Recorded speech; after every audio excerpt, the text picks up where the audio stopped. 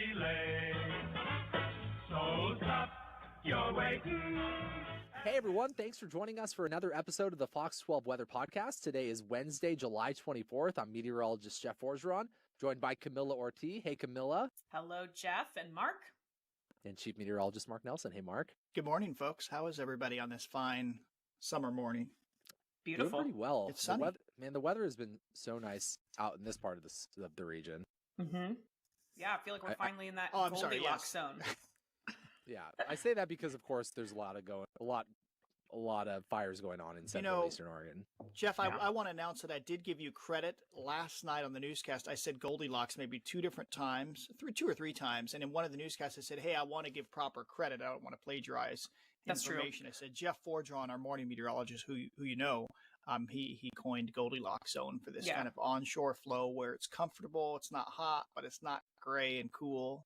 So I'm giving you credit. Thank you. I don't know how long we've been saying that for. A couple years, 2 to 3 years, maybe. I don't know. I've seen other stations picking up on it too. Do you think start charging? I was going to say, at some point, just like the drugs, right? It becomes common usage or whatever. You know, you only have a trademark. You only have a trademark for a certain amount of time. I mean, do I have to keep saying that for like 10 years? Jeff Forgeron, our morning meteorologist. I think Camilla and I have the same thought. Can you explain that metaphor, please, that you just used? That escalated quickly.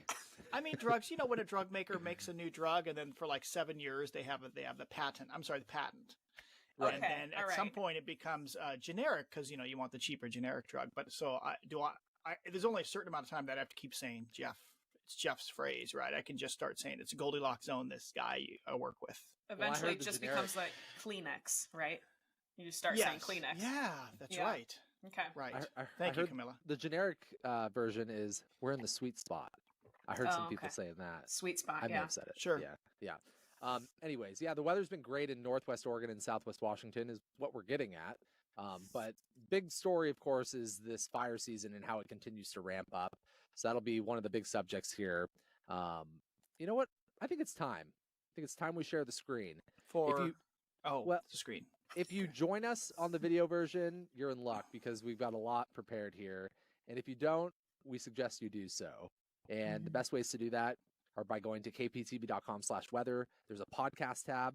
You can also catch it on YouTube or on Fox 12 Now, Friday afternoons at 2:00, I believe. By the way, from this point forward, until Camilla, has her beautiful baby, I don't think we should ever say, "I think it's time," like that. True. Because I'm concerned, especially working with Camilla. False alarm. It's not time. Not yet. Because it's time means, oh my gosh, Camilla's going on family leave. It's going to be great. Yeah. No, it's not time. I shouldn't be the one to announce that anyway. So I think that should be Camilla or her husband. Yeah. So, oh my gosh. For that matter. No, hopefully we still have like a good 2 months. Otherwise we're in trouble because nursery still not ready. Really? You better get to it. What are you doing? Running and riding? Haven't even started. Procrastinated. Well, my brother is here with us and he's moving out shortly. So we were waiting till then to actually, start moving furniture and things. So anyway, but that's a side story. You guys keep talking because I realize that I pulled up the wrong presentation. We can talk. That's fine. Yeah.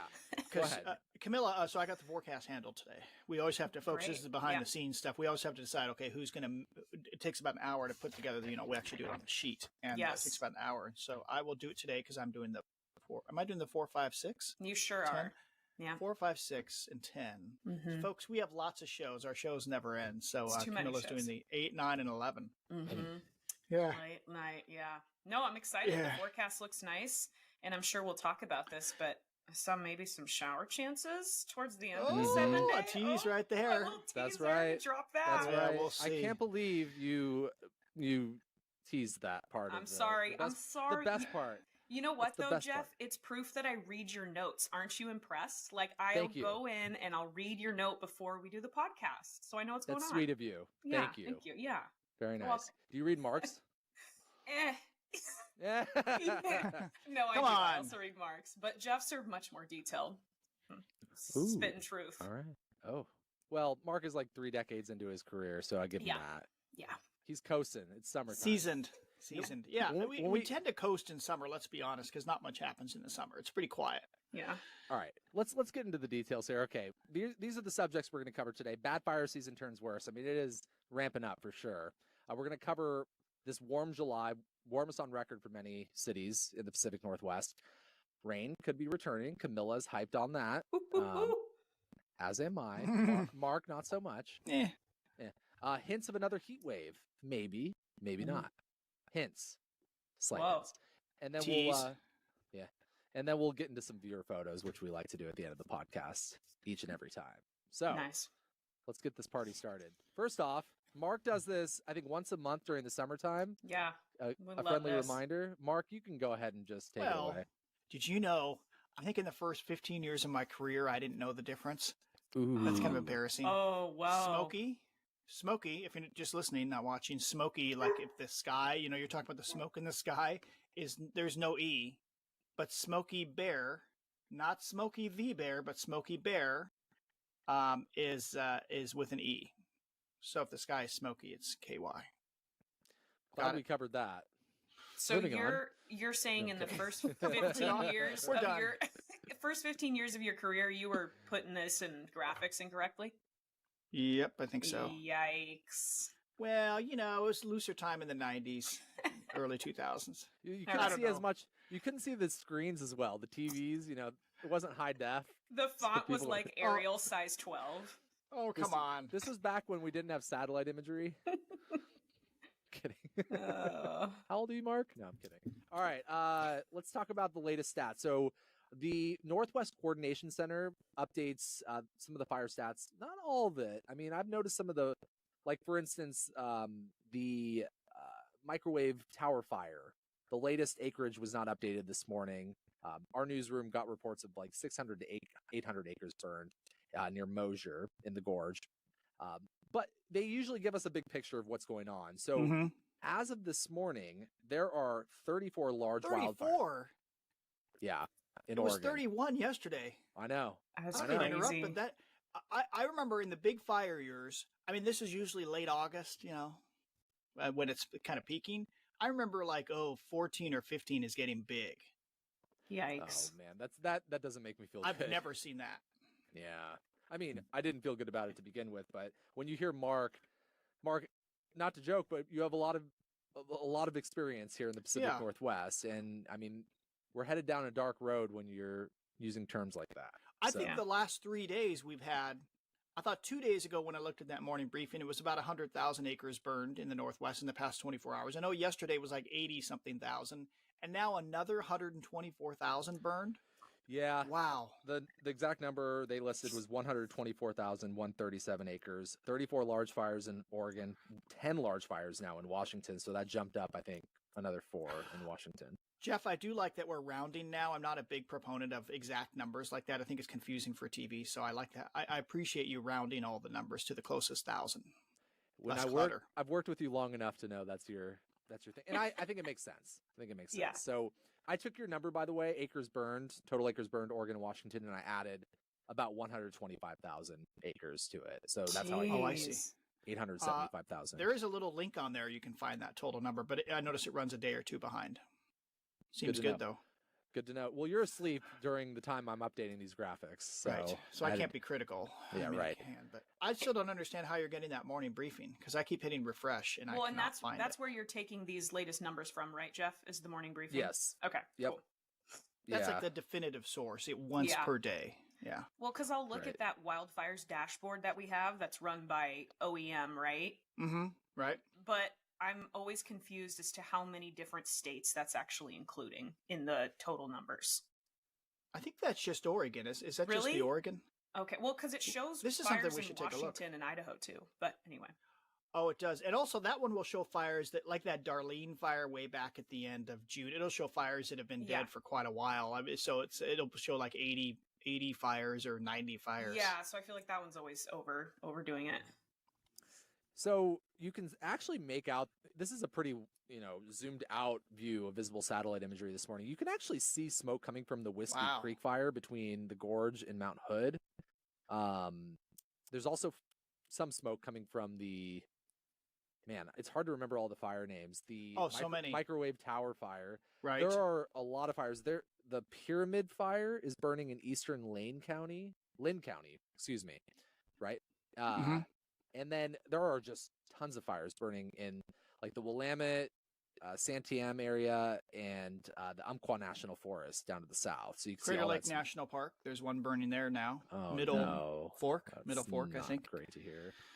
All the smoke is kind of drifting into Central Oregon.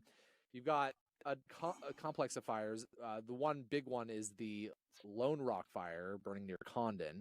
So there's a lot of smoke out there, unfortunately. The Falls Fire, the Durkee Fire in Eastern Oregon. But I mean, this is just one of a number of fires out there. I'm just listing some of the mega fires. The Cow Valley Fire. We have 4 mega fires currently burning in Oregon. Those are fires that are burning in timber that have grown to over 100,000 acres. And I believe a mega fire is in grass settings is a fire that's grown to over 300,000 acres. Or if it's over 1,000 acres. Oh, is that what you meant to say? Is that right? We hope it's not 300,000. Oh, wait, that's interesting. No. I'm sorry. That's a new definition. Did you just say a mega fire east of the Cascades in grassland is considered 300,000 or higher? Oh, wait, large incidents. Never mind. I take that back. I read it wrong. We'll just stick to the mega fires over 100,000 acres. But a large incident or a large fire is a fire burning in timber over 100 acres. Right. And grass or brush fire that's grown to over 300 acres. Oh, it's 300. That's what it is. Hey, could I share mine? Because I have more to add kind of underneath the smoke Totally. here. Let me unshare mine and then you can share yours. Does that sound Folks, good? we're sharing. You know what? We're all about sharing. This is a summer of peace and love, and we're going to share. So now I can share because you've unshared. Screen. Let's see if I can do this. Now you talk. Oh, no. Here we go. I've got it. Now you stretch. Okay. Okay. So can you see me? Can you see me now? Can you see me now? Sure can. Can you see my graphic? Yeah. Oh, yeah. So this is a great, just one of the tools. There's so many GIS tools out there, but this just shows burned areas, fire perimeters. And yeah, this one, I did notice that, well, here's the Mosier fire. These are often mapped, I think, from space, or somebody has to draw them. This is the microwave tower fire here. Yeah, that one is, it looks like they have that under control. It's just smoking a bit west of Mosier. But this one was interesting because this one put out a big plume yesterday afternoon right out over the Hood River Valley. So a lot of people, I'm on the Columbia Gorge Wildland Fire page, and people were like, what is going on? But this is the Whiskey Creek fire. Notice Whiskey Creek does not have an E. No E. Whoa. Yeah. That'd be an easy one to misspell, but people would forgive you since nobody goes to Whiskey Creek unless they're hiking. What would Smoke By the way, say about really that? Quick, yeah. Pause really quick, Mark. You said that there was less smoke coming from the microwave tower fire near Mosier yesterday. Right. I've got a view of it 2 days ago when the wind was crazy east end of the gorge, and then I have a view from yesterday. It'll show less smoke. You have that coming up? Yeah. Okay, good. Yeah. Oh, a side by side. That's good. Yeah. So this one has started. Actually, this is kind of within the area where the Eagle Creek fire burned in the gorge in 2017. I don't have the perimeters for that one here, but this one they've closed a whole bunch of like Wadham Lake, Rainy Lake, in areas to the west of Mount Defiance. But 288 acres. So that, and they'll say here on the perimeter when it was mapped 11:45 p.m. So that may be automated. I like this. I don't think I've messed around with this graphic or this map. I don't think this I have cool. either. And then we're over here in Eastern Oregon. Look at this Durkee fire right here. Huge. And this I wish is they the would latest use a color that's acreage. not blue, though. Well, you could call them and ask them to change it, Camilla, if that That's offends really you. picky, but I don't know. Jeez, these guys are Just sitting out. These differentiate guys it are from just. water. They're not showering. They're sitting out in extreme heat, sitting there on a laptop with smoke, choking on smoke. And Camilla says, "I'd like a different color for the polygon, appreciate please." all the work they're doing. Come on. Here's a Durkee incident. This one has been a real pain for I-84 because it's moved around over the freeway over and west of. This is Baker City up there, and then down to this is that kind of long dry area here. But notice also on the acreage, 244,000. That was calculated 2 days ago, coming up on a day and a half ago, almost 2 days ago. So I think we could see yesterday there was heat on the other side of the highway. So I assume this is going to become substantially larger once it's mapped again. I think they do overnight flights typically. This was that older Cow Valley fire. That one's kind of died down. And then, of course, this complex in the Blue Mountains Monument is, I think, in this area down here, evacuated. There are several towns that are evacuated in this area. Monkey Creek Fire, Snake Fire, Owens Fire, this huge Lone Rock Fire. How big is that one? Yeah, 134,000. And then down here, boy, these two, the last 2 days, really putting out a ton of smoke. Falls Fire. And then this one, the telephone, has got to be larger than the 5. Oh, it is. It's up to 9,000 acres now. That was mapped. Jeez. Actually, it doesn't say when it was mapped. Actually, considering the way that looks, I think that's hand-drawn. Yeah, look at that. That's not mapped from space. So I'll be real curious to see how big that is once they map it. But this gives you an idea of what's going on. And like Jeff said, lots of these smaller ones all over the place. Cottage Grove, Oak Ridge, so many in here. So what we really need is a sustained period of cooler weather, which we're kind of getting. Let me stop sharing. Okay, Jeff, back to you. Yeah. Kind of getting. Great tool though there, and I still can't figure out why I don't have the morning briefing. It's really setting me off. You know, I found though with that morning briefing, I'm looking through some of the numbers that you were just listing. They don't update individual fire acreage all the time. They do update like at the top of the morning briefing, they give you like the big numbers, the overall general numbers. Yeah. But I think, Mark, that tool that you just showed is going to be really helpful in updating acreage while we're in shows and things like that. Just wanted to point out, we've been sustaining good air quality here in Northwest Oregon and most of Western Washington. But it seems like along and east of the Cascades, especially like the farther east you go, the worse the air quality is going to be, and probably for quite some time. Right. Idaho has been dealing with really bad air quality. All right, so this was a couple of days ago. Mark, you were really highlighting this on air that we saw our strongest winds of the summer east end of the gorge, like 50 to 68 mile per hour winds were recorded, or wind gusts for that matter. Get this, Camilla, you were off that day. I think it was 7.5 or almost 8 millibars from Portland to the Dalles westerly, which we almost never see. Usually it's like 3, 4, 5. What day was that? So like that was Monday? Monday, huge wind. Wow. Yeah. And then this happened. So this was that microwave tower fire in Mosier, up in really tough terrain to fight a fire. So thanks to Shannon West for sending in this photo. It was a tough photo to take. I think she may have been driving or on the road for that matter. Hopefully not driving, but microwave tower fire, same location, but a day later when the wind was a little more calm, you could see a helicopter up there probably dropping some water on the fire or retardant. I don't know if helicopters drop retardant or if that's just I think they tended to get buckets tankers. of water. Yeah. There's pretty easy access to water there. Hey, no doubt. By the way, that's right. That's the Mosier Twin Tunnels there, kind of that rock that kind of sticks out. Camilla, or have either of you ridden your bike through the Twin Tunnels, the old historic highway from Hood River to Mosier? Just driven through it. Yeah, I don't. Or driven. I'm trying to remember I can't remember what's the farthest I've gone on that highway, the old historic highway. Yeah, you can't drive it. It's just from Hood River to Mosier. Yeah, it's a really neat and for kids it was great. But 5 miles and you go through the 2 old tunnels that the highway used to go through. Nice. I wanted to show the before and after of this. Great photos, by the way. Thanks to Steve Lance for sending this in. The wind is going to be ramping up in this part of the gorge later on today, so it's going to be a tough firefight if that is still going, which I believe it is still going. I mentioned this a couple of podcasts ago, Mark, when Camilla and I were podcasting and you were out getting in mountain bike accidents. By the way, how are you feeling? Yeah, how is that going? Things are shrinking in a good way. Okay, if you're just tuning in, let's back up. Mark has like a hematoma kind of thing going on. Yeah. Basically, just punched handlebars into my. You can listen to the last podcast, but punched a handlebar into my lower abdomen area. Missed the most critical areas, luckily, but I was worried. But anyway, I went to the doctor, and she's like, "Oh yeah, that's not good." And so, all the coloring's gone, everything's good. But the only problem is, I have an ultrasound on Friday and then a CAT scan on Tuesday. Wow. But it's not even, it's just getting smaller and smaller. So maybe it's a massive bruise on the muscle, more or less. So. Hematoma, a little knot down there. You sound like my wife. She's a nurse. She always says hematoma.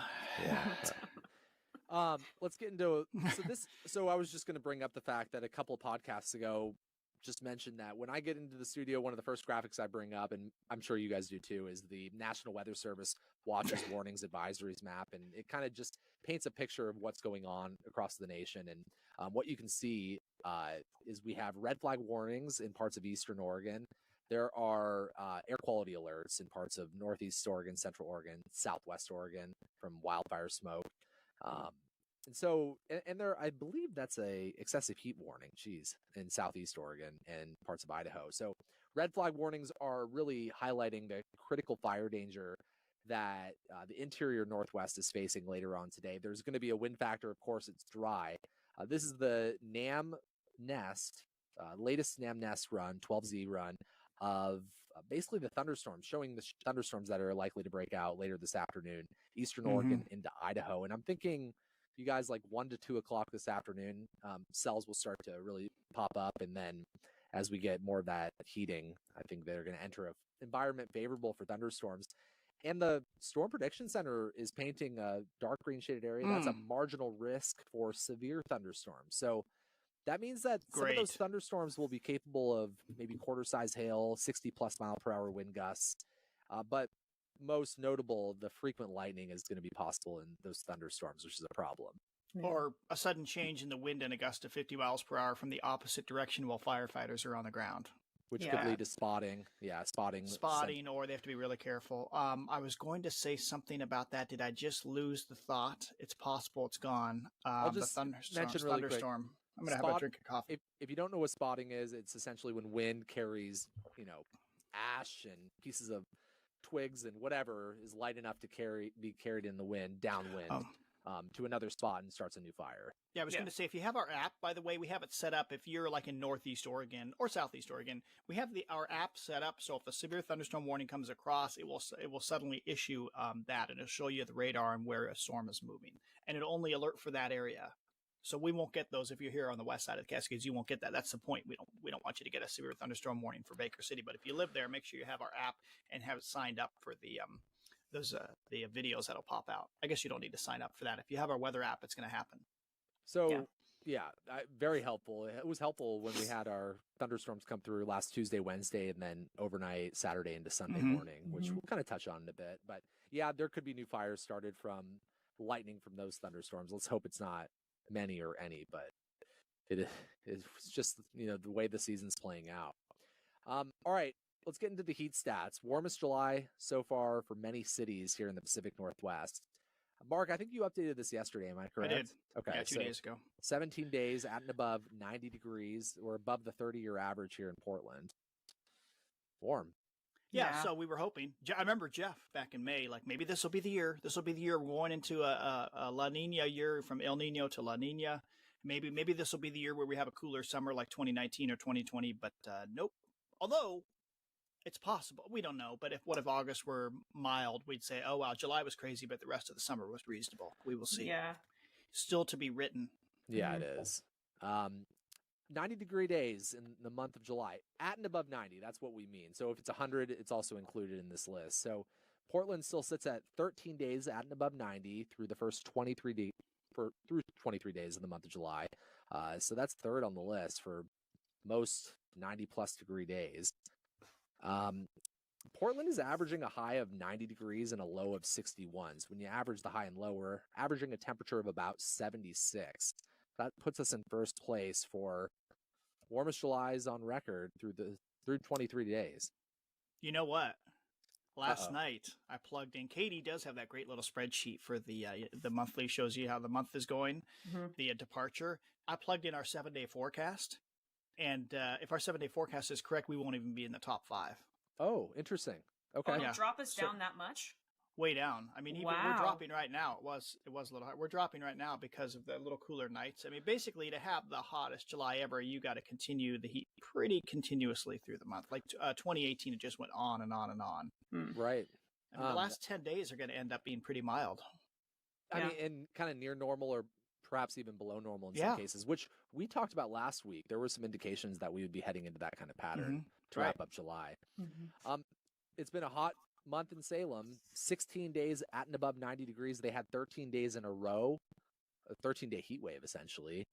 So one more day at and above 90, and that puts you into first place, which may not actually happen. Tough to say. You know, I'm gonna spout a little bit of debate here, or start some debate here.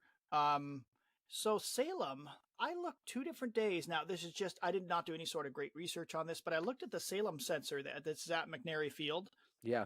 And I looked, and then I compared the stations around it. There were 2 different days I looked, and it's like, it seemed well above some of the surrounding stations. I could be wrong, and I just picked, a random wrong day to look at it.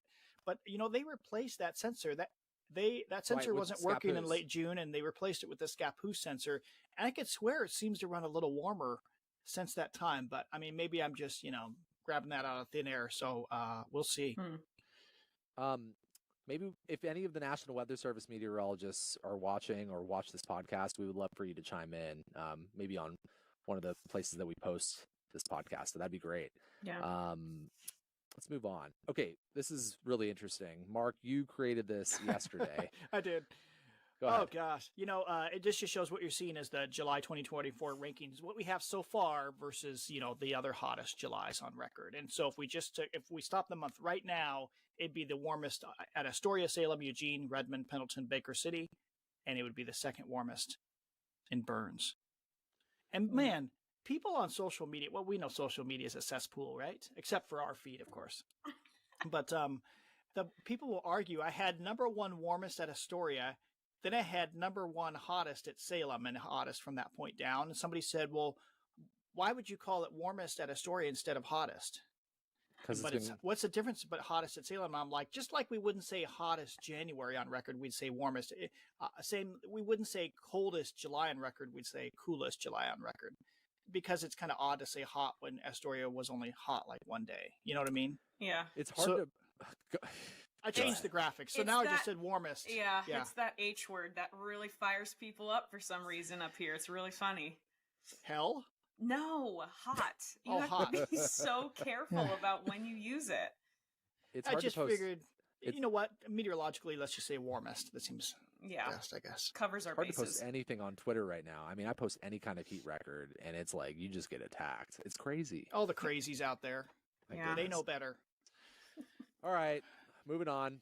Well, we know it's been warm. Let's talk about the possibility of rain returning. It's interesting because I think as of like the 12Z run and 18Z run yesterday of our latest models, we were not seeing much of a chance early to midweek of next week. I mean, Mark, you didn't even include it in any of the forecast discussion or the 7-day, which I don't blame you. I didn't see it coming either. But I got in this morning and I was like, wait a second.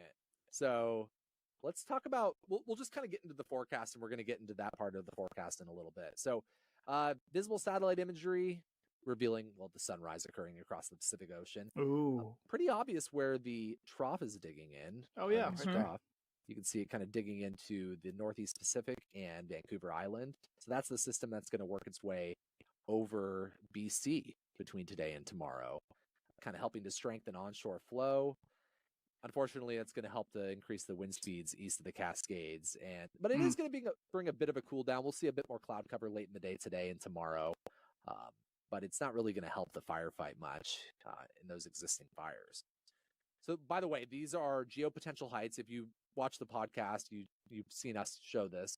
This shows higher than normal heights in the atmosphere, indicating a warmer atmosphere, a warmer air mass, and then cooler than normal heights. So you can see the trough digging into the Pacific Northwest, or basically to the north of us, and then the heat ridge down to the south into the east. So that system slides over BC and into other parts of Canada as we head into Thursday, late day, and Friday. We don't really see a rebound in high pressure, though, as we head into the weekend. I mean, it's actually going to be decent out there. It looks like Friday, Saturday, and Sunday. Yeah. That's nice. The big hot ridge is gone, at least for now, coming up. It's kind of nudged off to the east, more so over like the plains and whatnot. It's like the old days, summer in Portland in the old days. It's like it'll feel like that this weekend. Varying degrees of morning cloud cover, a little bit of that marine layer, afternoon sunshine, highs in the low to mid 80s from Portland to Salem.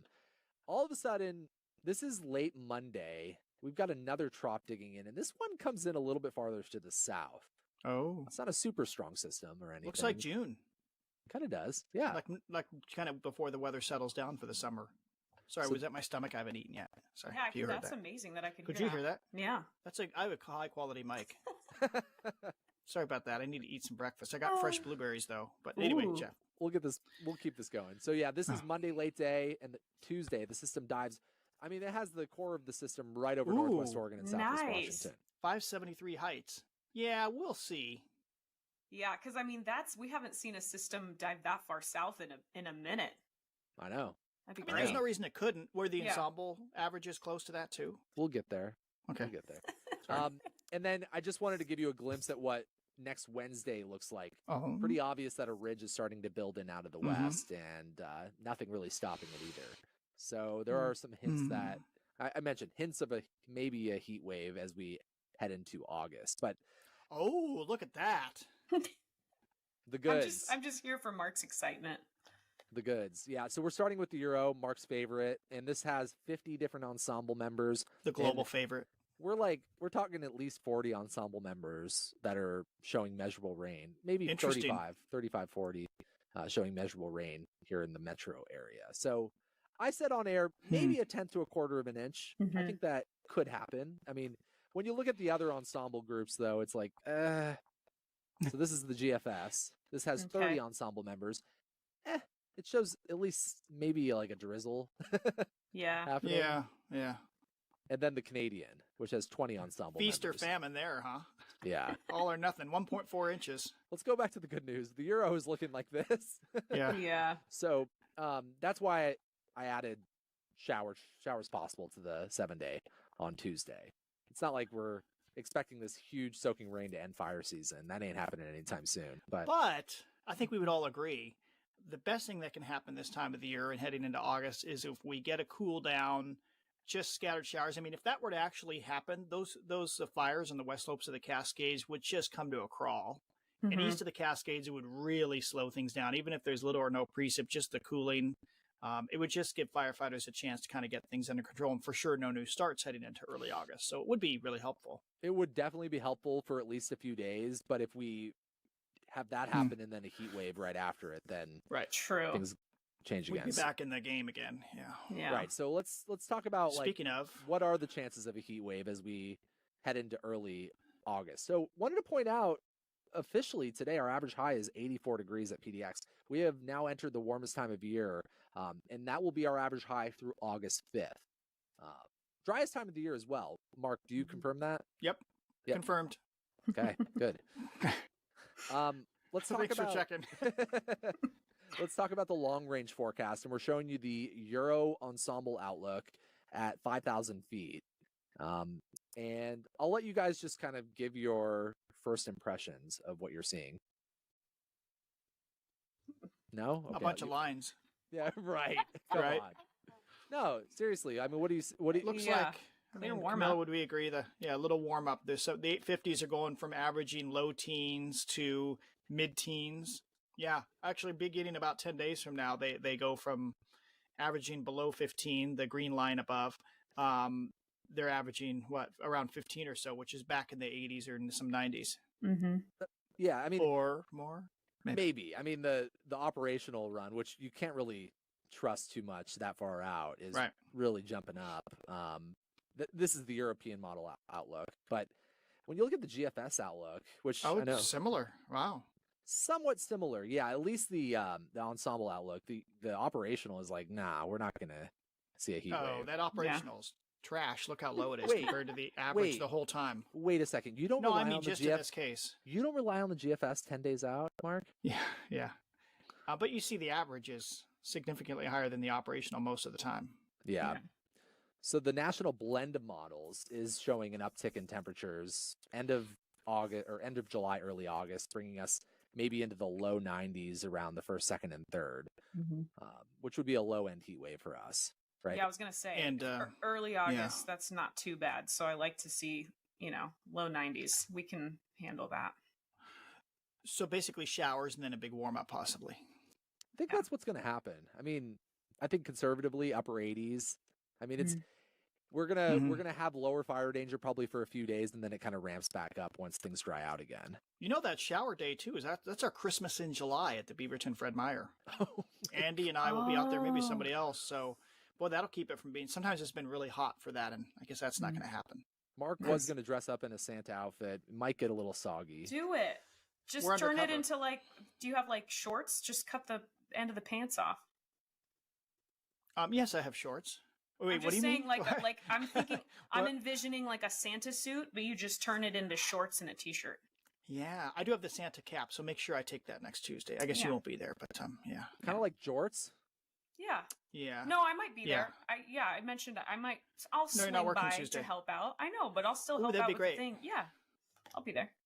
You guys didn't catch my reference. It's okay though. It's all right. No, I got what'd you say? jorts. Wait, Isn't say that it from the again. 80s? Is that something from Like, the 80s? jeans, you cut the jeans, jorts. Oh, jorts. Oh, Yeah. yeah. That's boy, that's out in the sticks. Yeah. That'd be I on remember brand those. for you. Why not? Do Yeah. it. All right, this is the Climate Prediction Center's outlook as we end July and start August. They're giving us like, it's leaning toward higher than normal temperatures here in the Pacific Northwest, but a much better shot at seeing like, prolonged heat in the central United States where that heat ridge will probably be at. Mm-hmm. That first heat ridge. By the way, I wanted to make mention last week, Mark and I were talking about shortwave troughs, and all of a sudden, late in the podcast, we started calling them, or like long wave. range. Yeah, we were saying long wave troughs, and then all of a sudden we started saying long range troughs, and we were like piggybacking off of each other, and it just kept happening. There is no such thing as a long range trough, folks. So we said, because I was then making jokes about freezing wane and long range, but what? Yeah, so we just started saying long range and didn't realize it. Whoa! Until what? You listened back to it? Well, I was sitting there like afterwards thinking how goofy we sounded. After we had recorded, I was sitting in my house and I was like, wait a second, did we start saying long range troughs? And I went in there and I was like, dear God, we did. Wow, so this is a public apology. Did you issue a national apology for that? Wow. I am so sorry. That's embarrassing. Not only for saying it myself, but for like influencing Mark to say it as well, who has way more experience than me. I think it's more likely, didn't I probably say it first? You're being nice, Jeff. My gut feeling is I probably have corrected said me. You're like, come on, it's a long range trough. I'm like, of course it is. Oh my gosh, long range. Just like the Mandela effect, Berenstain Bears. Is it Berenstein or Beren? Yeah. Okay. All right, we're done here. Let's talk about the viewer photos that we had come in. This was actually a pretty cool one. This was a great one. I showed this one, yeah. So this was sent in. Okay, curious. This was sent in by Oscar de la Hoya. And that's Oscar. There's a person in Oregon. But do you know there's a famous boxer named Oscar de la Hoya? Do you think that it's him? Wait, what is this famous Oscar de la Hoya? He's a boxer. You never heard of Oscar de la Hoya? I'm not into my boxing culture, I guess. It's quite possible that there is another Oscar de la Hoya in Oregon. So thank you to Oscar de la Hoya. Thank you. Whichever one it is, for sending in this cool shot. This was, I believe, a dissipating thunderstorm. But those rays up above, I believe, are anti- Is this you, Oscar? Is this you? I'm doing my research. Okay, sorry. He's probably heard that his whole life. I know. I feel bad. I'm sorry, Oscar. Thanks, Oscar, for the pick. Yeah. Appreciate you. Also, I think there were some crepuscular rays at the bottom of the screen, too. There you go. Oh, yeah, cool. Right in there. Nice. So a couple. But I was focused on the top of the screen, which was really neat. Sounds like Camilla already showed that on air. Yep. By the way, we had thunderstorms come through Saturday night into Sunday morning. And that was the second round of thunderstorms here in Western Oregon and Southwest Washington. The other round came through last Tuesday and Wednesday and started some new fires, unfortunately. Yeah. Just a side note. There was also the Salem Half Ironman happened Sunday morning.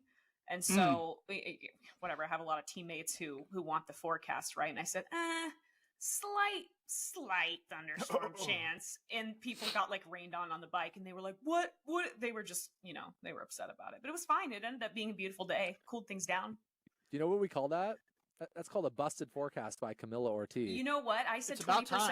I said 20% chance. So I covered myself. And many people didn't get them. So there. You know, when we used to, when I worked in Texas and we had percentages, like a 20% chance for rain. Yeah. If you were a neighborhood that got hit by the rain, we called you got 20%ed. That's what we would say, actually. I like that. Nice. We can't really use that here because we don't use the percentages. All right, so this is another cool shot that was sent in by Ron Brown of the full moon. I think this was technically the nearly full moon. I believe the full moon was the 21st, but this was shot over the Willamette River. Kind of a neat shot, and I think we were starting to get some daylight out there. So thanks to Ron Brown for sending in that photo. Best way to submit photos, kptv.com/weather. You'll see the tab at the top, submit weather photos, or you can just submit them through the Fox 12 weather app, which I highly recommend downloading because Mark is a big fan of the weather app.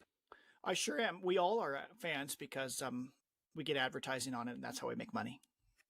That's true. But it's also how we see all your pictures, so it's fantastic. True. Yeah. And your pet photos. You guys got anything else to add here? I think we covered everything. So Camilla, I also have those new Bobo things, those little when I went to Costco. Oh, from Costco. Back behind. If you're ever having a situation, and you got to have something on the backside behind the chroma key, there's some of those as well. Oh, that's good. Sharing snacks. Yeah. I had to do. Here's a side story. I had to do a 3-hour glucose test. You have to do that in pregnancy sometimes right. to test for gestational diabetes. Yeah. Yeah. You have to fast. Okay, before for 3 hours. So I scheduled it early in the morning, right? Because I'm thinking. But I wake up in the morning and my stomach is rumbling. Okay, so I'm like, this is gonna be a long 3 hours, and it was. But we got through it, and everything's fine. But yeah, that was. I think you can either like do the 3-hour test, or you can do like 2 different or 3 different times 1-hour test or something. There's like 2 different options, right, for the blood test. Yeah, or you choose to like monitor your own blood sugar at home for like a week, but then you have to like I hate to see that. Well, then you have to like prick your finger 4 times a day, and like I'm just like, no, just 3 hours and done. You mean a long range trough? I'm kidding. Yeah, exactly. Long wait. Anyways, well, I'm glad that you're through that blood test. Yeah. None of those were good options, but thanks to everybody for joining us. Oh no, did I end it early, Mark? No, that's okay. Oh no, I feel badly now. I've cut off the ending. Just a little teaser for sometime in August. We're going to cover the transition that we're in right now from from El Nino to maybe La Nina. I just to plant this in your idea. Believe it or not, this morning before I started this podcast, I looked at the Euro seasonal forecast, which goes through next January. It does not look like typical La Nina. Very different looking. Yeah, there's a little teaser. We're going to have to cover that coming up. Can't wait. It does not show cold and wet, which is really interesting. I'm very curious now. Oh, that's not good. Okay. Well, thanks to everybody for joining us for the Fox 12 Weather Podcast. We'll be back next week and hopefully not talking about new fires, but I suspect that, fire season is going to continue for a while. Enjoy the pleasant weather, though, west of the Cascades, and we'll talk to you soon. You're waiting and hesitating, and tell us, please tell us.